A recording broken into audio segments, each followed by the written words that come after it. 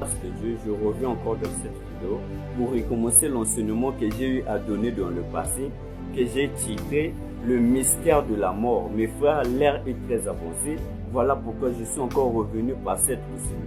Parce que si vous ne comprenez pas cet enseignement, vous risquerez de perdre l'enlèvement, vous risquerez de manquer l'enlèvement par manque de votre discrétion. Parce que l'on ne peut pas parler de l'enlèvement sans pourtant parler de la première résurrection. Alors pour parler de la résurrection, on doit d'abord parler de la mort. Il ne peut pas avoir une résurrection sans pourtant avoir une mort. C'est pourquoi quand Jésus a ressuscité Lazare, Lazare est d'abord passé par la mort. C'est pourquoi Jésus-Christ, pour briser le tombeau, il est d'abord passé par la mort. Alors c'est le type de la résurrection qui va nous faire pour que nous puissions être enlevés. Alors nous ne pouvons pas d'abord parler de l'enlèvement sans pourtant comprendre le mystère de la mort. Et donc si vous ne comprenez pas cet qui est le mystère de la mort, vous manquerez l'enlèvement par manque de votre discrétion. Suivez-moi attentivement. Ce sont les enseignements que j'ai déjà eu à prêcher ici sur TikTok. Que je suis encore revenu pour venir apporter encore ça à nouveau. Parce qu'il peut y avoir que des choses que j'ai dit encore dans cette vidéo que je n'ai point dit dans l'enseignement du passé. C'est toujours le mystère de la mort. Je vais toujours garder les mêmes enseignements. Je vais peut-être ajouter un peu et pourtant lâcher le changement du Saint-Esprit en moi qui va produire ce que je vais vous dire aujourd'hui. Maintenant, écoutez-moi attentivement. Écoutez-moi attentivement. Ouvrez vos oreilles spirituelles. Ouvrez vos yeux spirituels, les yeux du cœur, ce que Branham appelle les yeux du cœur. Ouvrez-le-moi. Parce que là, je ne m'adresse plus aux dénominations et aux gens du monde. Là, maintenant, je m'adresse à l'épouse uniquement parce que l'heure est grave. Écoutez-moi attentivement, mes frères.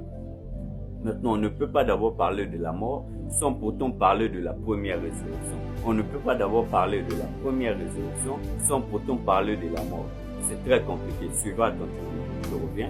On ne peut pas d'abord parler de la première résurrection. On ne peut pas d'abord parler de l'enlèvement sans pourtant parler du mystère de la mort.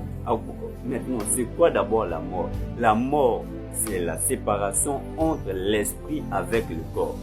Je répète, la mort, c'est une séparation entre l'esprit avec le corps. Dès que l'esprit se sépare du corps, l'âme se sépare du corps et que le corps aussi meurt, en ce moment-là, on parlera de la mort.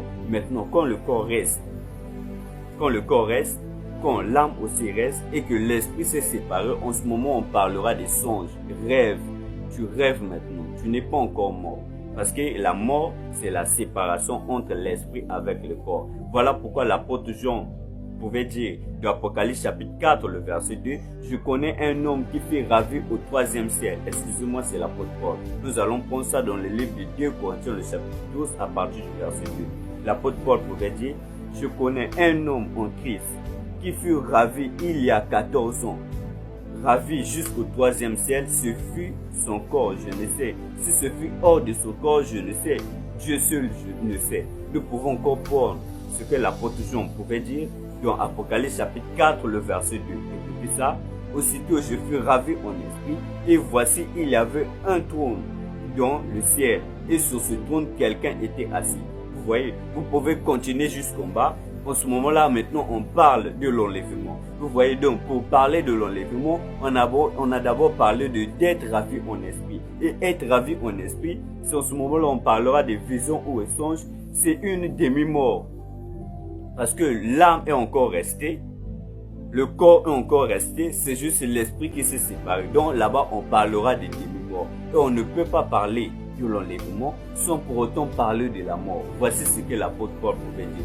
Voilà pourquoi mes frères, je vous prie de m'écouter attentivement parce que c'est ça qui va nous préparer à l'enlèvement. Si vous regardez en Occident, au Moyen-Orient là-bas, il y a une guerre qui se passe là-bas. Et je vous ai prêché sur ça. Je vous ai dit que cette guerre a pour but de la reconstruction du 3e temple juif qui est enfoui dans le temple à côté des Iraniens, qui est à côté de la mosquée d'Al-Aqsa, qui est la 3e grande mosquée dans la ville d'Iran. Voilà pourquoi mes frères, je vous prie vraiment, je vous prie de m'écouter attentivement parce que cet enseignement est très profond. Suivez-moi attentivement. J'espère que jusque là ça va.